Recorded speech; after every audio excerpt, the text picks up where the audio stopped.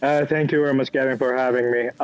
Yes, today actually, Vice President of Iran for Strategic Affairs, Mohammad Zarif, who's known to the West for being the foreign minister during the JCPOA negotiations, he visited the Hezbollah's bureau in Tehran, and he gave a press interview saying that Iran's response to Nasrallah's killing will come at a time and place of Iran's choosing, but it will be determined by the senior level officials, including and not limited to the supreme leader.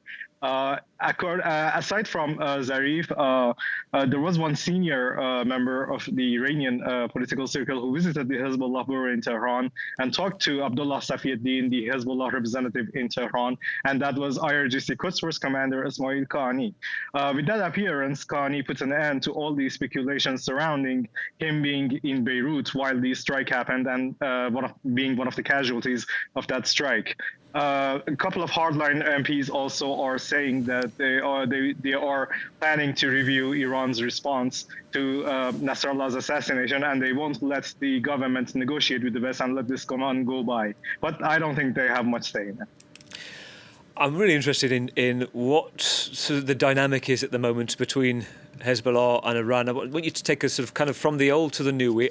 I've seen lots of Middle Eastern reportage today talking about Nasrallah being one of the most powerful figures in what Tehran called the axis of resistance, perhaps bigger, according to Newsline magazine, than Qasem Soleimani, the Iranian Revolutionary Guard commander who was killed. What's your take on that as to where he's seen as a figure and how big a blow this is to Iran? Well, this was certainly a big blow to Iran. As you walk the highways and streets of Tehran, there are banners of Nasrallah saying that Hezbollah is still alive and will survive. And I came back from where I was yesterday, and in the Tehran airport, in the Imam Khomeini airport of Tehran, there are huge pictures of Nasrallah.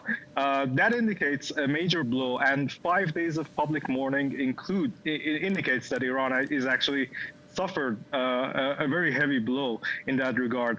But the Iranian officials keep saying that channels of communication between Iran and Hezbollah are open. And with Hashim Safieddin being next in line, Safieddin has stronger ties with Iran than some people say than Nasrallah.